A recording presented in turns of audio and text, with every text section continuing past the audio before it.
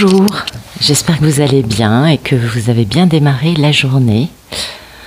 Alors, c'est parti pour ce vendredi 26 août 2022 pour toutes les personnes qui regardent cette vidéo.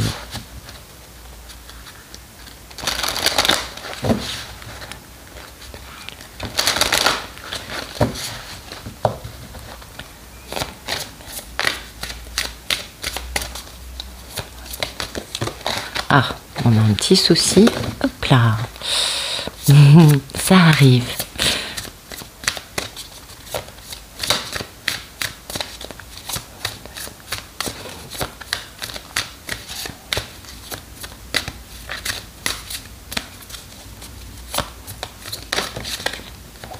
Ah, l'ambre.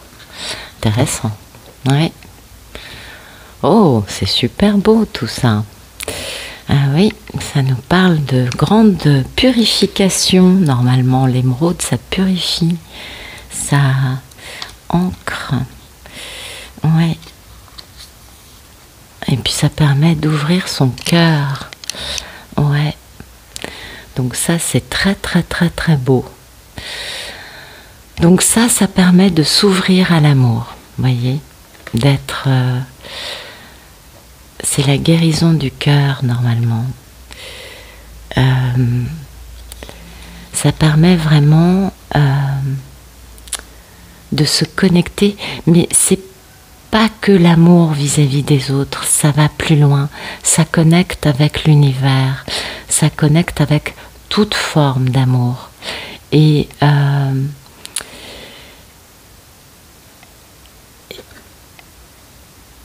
ça, c'est la guérison. Je sais pas, j'arrive pas à m'exprimer. J'ai du mal à parler ce matin, je crois.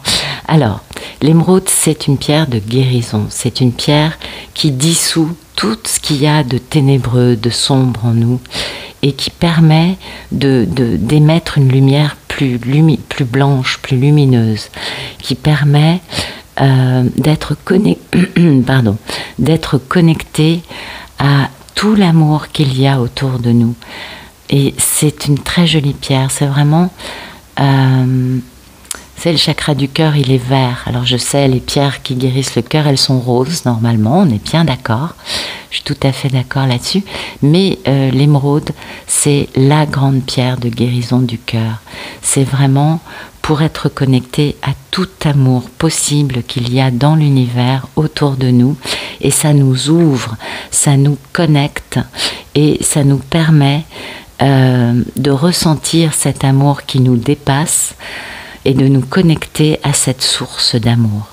Mais c'est vraiment dans sa gamme la plus étendue, vous voyez. C'est pas que l'amour vis-à-vis d'une personne, que ce soit un ami, un membre de notre famille ou une personne chère à notre cœur. Non, ça va beaucoup plus loin parce que c'est une grande guérison. L'émeraude, c'est ça. Et puis, écoutez, l'ambre, c'est une pierre, bien sûr, vous le savez, qui permet de guérir, qui permet de libérer le karma et qui permet de comprendre les expériences que nous vivons dans leur essence. Ça nous permet de prendre les bonnes leçons et d'avoir de la résilience et aussi du pardon. Et c'est ce qui nous permet de nous débarrasser ou d'abandonner des schémas de fonctionnement dans lesquels finalement on est un peu étriqué. Hein. Et c'est vraiment une pierre qui est très intéressante pour ça. Ça nous permet de guérir une grande blessure, une blessure de transgénérationnelle. Alors je ne dis pas que ça va se guérir la première fois que vous la portez, mais si vous la portez ou si vous la mettez sous votre oreiller, ça va vous guérir en douceur. Et ça, c'est vraiment beau. Ça, c'est pour donner de l'amour à ceux qui nous sont proches. C'est pour rencontrer les personnes que l'univers met sur notre chemin, pour nous aider à avancer. Et pour pouvoir recevoir une autre forme d'amour aussi, bien sûr, plus amicale. Et ça nous permet de comprendre combien on s'aime ou pas, hein, et en quoi on s'aime ou en quoi on ne s'aime pas. Et ça nous permet de beaucoup plus être conscient de notre unicité, du fait d'être un véritable joyau. Et ça, c'est très important. Ça nous permet de nous connecter à tout ce qui nous entoure, qu'il soit visible ou invisible, et de comprendre, de comprendre qu'on est soutenu, qu'on est inondé d'amour, qu'on est protégé, entouré de forces positives, de forces lumineuses. Et c'est ce qui nous permet, tout cet amour qui nous entoure, de penser nos blessures, surtout celles qui nous font mal depuis longtemps. Vous voyez, le transgénérationnel, il y a ça là-dedans, hein. Donc, ok. Donc aujourd'hui, c'est une journée de guérison des blessures et de guérison du cœur. C'est une journée dans laquelle on est connecté à cet amour immense, universel, qui nous entoure. Que ce soit un amour qui vienne de personnes que nous avons physiquement dans notre vie, ou un amour qui arrive d'être invisible à nos yeux. Je lis. Merci de nous donner des beaux messages pour ce...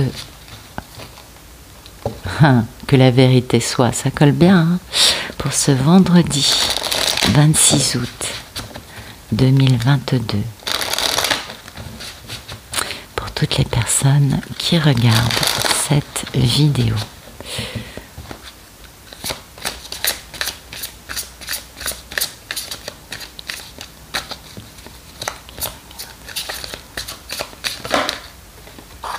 Flexibilité.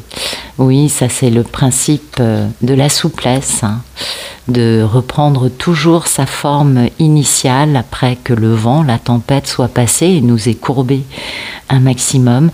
On reprend notre forme. C'est cette souplesse, cette flexibilité en nous, par rapport aux autres, qui nous permet de nous adapter et d'encaisser les choses qui viennent à nous de la bonne façon. Parce qu'on reste dans cette posture de « je veux apprendre ». On reste dans cette posture de ce qui compte le plus, on doit s'adapter. Voyez, c'est pas la peine de parjurer ce qui compte le plus en restant inflexible. Non. Ce qui compte, c'est d'être bien ancré, d'avoir des racines suffisamment profondes pour pouvoir encaisser des vents énormes, des ouragans, bon peut-être pas, j'exagère peut-être un peu, mais vous voyez ce que je veux dire, et de rester fidèle à soi-même. C'est-à-dire on ploie, on est souple, on s'adapte, on s'ouvre, du coup, on laisse passer les tempêtes, les vents, et on reprend notre unicité et notre forme après. Hein. Ça nous permet d'apprendre, ça nous permet d'être à la fois fidèle à nous-mêmes et d'être ouvert à la nouveauté. Et ça, c'est important parce que l'ouverture d'esprit est nécessaire pour pouvoir être bien aligné avec notre mission de vie, avec les choses que l'on doit comprendre, que l'on doit expérimenter et qui vont permettre d'alimenter notre curiosité, qui vont permettre d'alimenter notre apprentissage, notre savoir. Et quand on est flexible, on émet une vibration de tranquillité, d'acceptation, de tempérance, de douceur et d'ouverture, et qui du coup transmet aux autres cela. Et quand on est flexible, ouvert et souple, les autres en face le seront plus. L'idée n'étant pas de s'écraser devant quelqu'un qui nous impose son ego, non. L'idée étant plus d'essayer de comprendre tous les angles de vue d'une situation. Vous le savez, dans une situation, on n'a pas tous la même vérité dans la même situation, n'est-ce pas? Eh oui. Et c'est ce qui nous permet du coup de capter ce message dans une bouteille. Alors le message dans une bouteille, ça peut être un message de l'univers, ça peut être un présage, un signe, parce que l'univers nous envoie des signes quand on le demande. Et quand on arrive à comprendre les symboles, les présages, les augures, les oracles, alors on a des signes comme ça qui viennent à nous. En fait, on est entouré de signes et c'est à nous de voir, enfin d'ouvrir notre connaissance et de savoir les voir tout simplement. Et oui, parce que parfois, vous le savez, ça peut être une plaque minéralogique, une chanson, des oiseaux, des plumes, des heures miroirs, un logo sur un camion, le nom d'un protagoniste dans un film qu'on regarde. Vous voyez, ça peut être beaucoup de choses. Ça peut être aussi un message qu'on voit écrit quelque part et qui nous percute parce que ça correspond exactement à la question qu'on avait. On est entouré de messages, à nous de savoir les lire, à nous de savoir les entendre, parce que ça répond toujours à notre question. Et cette carte, quand elle sort, nous dit que nous sommes entendus par la source et que le message de la source, c'est favorable. C'est intéressant, hein? Mais oui, c'est favorable. Alors, il y a quelque chose qui n'est pas pour nous et dont on va devoir se défaire parce que ça demande trop de stratégie pour réussir à obtenir cette bonne fortune. Et après, eh bien, il y a la notion d'âme sœur. Voyez ? Donc, tout d'abord, il y a cette notion, vous voyez, on est sur un échiquier. Il y a cette notion de deux équipes qui s'affrontent avec stratégie. Oui, je ne vous apprends rien quand je vous dis qu'il faut être un grand stratège pour jouer aux échecs. Et cette notion de stratégie, d'affrontement, de deux équipes qui vont se battre et s'éliminer, on élimine les pièces au fur et à mesure, eh bien, et prendre le pouvoir sur l'autre, quand on prend l'arène, je crois, eh bien voilà, ça c'est pas pour nous, parce qu'il y a de l'affrontement, et quand on laisse ça de côté, on peut du coup trouver la clé pour retrouver une belle âme sœur. Vous voyez, on trouve la clé du cœur de notre âme sœur. Vous voyez, il y a une petite clé ici, il y a une petite serrure là. C'est joli, hein? Ouais, c'est joli. On trouve la clé d'une âme sœur et c'est notre destinée parce qu'en effet, c'est la personne à laquelle on est fidèle.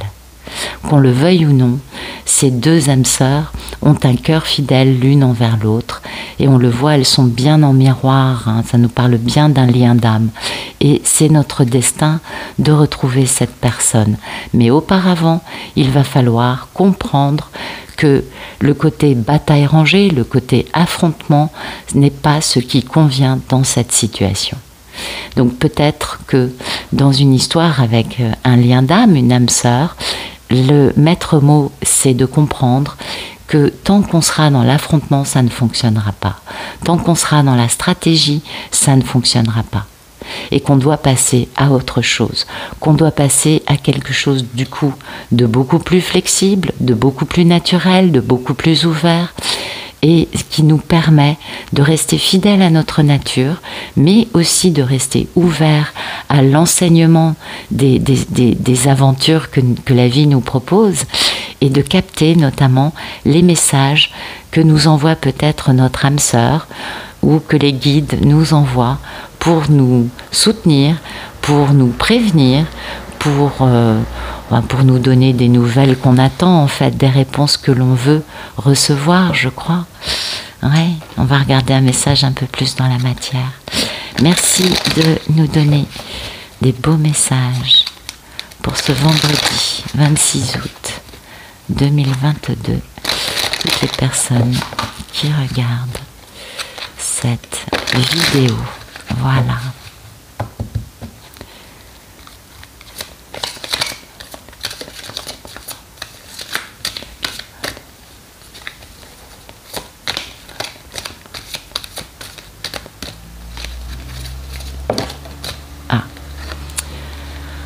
Bon, on en a gros sur la patate. Il y a un sujet brûlant quand même. Il y a un sujet qui n'est pas réglé et qui n'est pas facile. Ça pèse, c'est un fardeau et on va faire preuve de sagesse, d'intelligence et d'authenticité, n'est-ce pas? Ça nous parle d'un roi de terre, d'un monsieur très ancré, qui n'est pas le plus actif et ni celui qui va bouger le plus. Il a plus l'énergie de quelqu'un de très statique, très ancré dans les biens matériels, l'argent, des choses comme ça. C'est aussi le mari de la mini-impératrice, parce que c'est la reine de terre, la mini-impératrice. Et ce roi de terre a un grand choix de vie à faire. Un grand choix en amour, ça peut aussi être vivre un grand amour, c'est possible. Et cette intelligence, ce succès dans ce fait de bien comprendre ce qu'il doit faire, parce que l'as d'air, c'est l'intelligence, c'est la sagesse. Et c'est aussi le succès dans le fait de penser et de voir les choses avec lucidité, en étant soi-même authentique, de voir la véritable nature des situations. Et c'est ce qui permet à ce roi de terre de faire un choix, d'aller vers l'amour et du coup de pouvoir se reposer. Très important de se reposer parce qu'en effet, il y a de la culpabilité, des nuits sans sommeil, du mal-être, parce qu'on ne s'est pas bien tenu vis-à-vis de quelqu'un. On a imposé des victoires d'ego, on a imposé des choses qui n'étaient pas super à une femme qui, du coup, elle, a gagné beaucoup en indépendance, en force, en magnétisme, et lui, du coup, est très amoureux d'elle. Ça peut être aussi par rapport, du coup, à une femme qui a un autre homme qui arrive dans sa vie. C'est possible, ça peut arriver, et ça va très vite, hein, ça va très très très très vite, parce qu'on fait un bilan, on comprend sa valeur, on comprend la valeur de l'autre, on reprend confiance aussi, et du coup on a un bel empereur, bah oui, il est là, qui fait un beau retour, avec une grande victoire après bien des tribulations, et tout ça, ça va très rapidement. Peut-être que c'est dans la communication, peut-être que c'est un retour physique, je ne sais pas, mais ouais, non, en fait, c'est ça. Soit c'est une femme qui a quelqu'un à côté, mais je ne crois pas. Je pense que c'est parce que le monsieur a décadenassé son cœur et est capable de vivre l'amour d'une façon beaucoup plus équilibrée. Ça va arriver très vite, tout ça, hein. Va arriver très vite. Et il y a juste le besoin de se reposer, de guérir de choses qui pèsent, hein, qui sont ces fameux 10 bâtons là qu'on a ici. Vous voyez, ça, c'est ce qui pèse, ce fardeau. Il est là. Ce fardeau, c'est ces 2 cartes. Et c'est le fait de ne pas s'être très très très très bien tenu envers quelqu'un. Donc, comme c'est le tarot de la bienveillance, on va trouver des solutions. Vous voyez, c'est entouré de colombes, des colombes, il y en a de tous les côtés. Donc vraiment, on va guérir en guérissant ces aspects-là, en guérissant, en mettant de la paix, en mettant du pardon, en mettant de la gentillesse vis-à-vis d'actions et de sentiments de honte, de sentiments d'avoir mal agi. Voilà, c'est dans cela que réside cette grande intelligence, ce grand succès, cette grande sagesse, parce que ça pèse trop lourd, c'est trop brûlant, ça entoure complètement la figure. Vous voyez, en même temps, il y a quelque chose de beau, hein, on est d'accord, puisqu'il y a quelque chose qui, qui force, qui oblige à bouger. Je ne sais pas comment bien le dire, mais je pense que c'est ça ce que je veux dire. Ça force la personne à avancer, à bouger, à ne pas en rester là. Et du coup, vous voyez, parce que, en fait, c'est ça, ça force la personne à bouger, parce que c'est excessif, c'est trop, on est épuisé, et il y a une notion d'en finir pour aller vers un nouveau départ. Peut-être parce qu'on a décidé de faire trop de choses, ou tout simplement parce que le fardeau est trop lourd, c'est ce que moi je vois dans cette carte, et du coup, c'est ce qui va pousser à mettre de l'ordre dans sa vie. Tout ce dont on va se débarrasser va prendre une autre forme et va servir un intérêt plus important que l'intérêt juste de la personne. Tout ce qui pouvait avoir de la valeur ou semblait avoir de la valeur par le passé et qui ont généré le fait d'accumuler ces poids et d'en créer un véritable fardeau insupportable et qu'on doit déposer, eh bien, c'est ce qui nous semblait avoir de la valeur. Et c'est parce que on est capable, on est dans cette forme de guérison, on l'a bien compris. C'est parce que on est flexible, ouvert et qu'on veut garder son authenticité que l'on comprend tout ce que ce fardeau a pu nous permettre d'apprendre. C'est pas facile, on le sait, les épreuves, c'est ce qui nous enseigne. Et que de ce fait, nous sommes reconnaissants pour les leçons qu'on a reçues, mais on peut dire adieu à tout ce qui a généré ce fardeau.